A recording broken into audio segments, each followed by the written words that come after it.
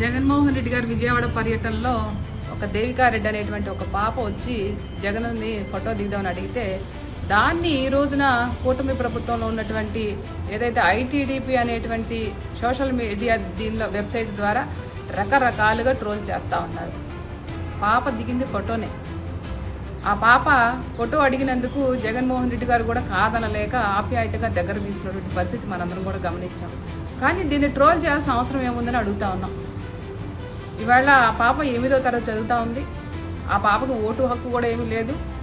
ఆ పాప ఓటు ఎవరికి వేసిందో కూడా తెలియనటువంటి పరిస్థితి. మనకు అసలు ఇప్పుడు ఓట్లు కూడా లేవు.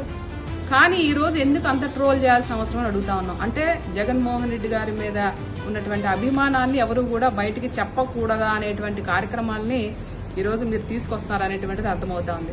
నిజంగా ఈరోజు ఆ కుటుంబం బిక్కుమంటా ఉంది.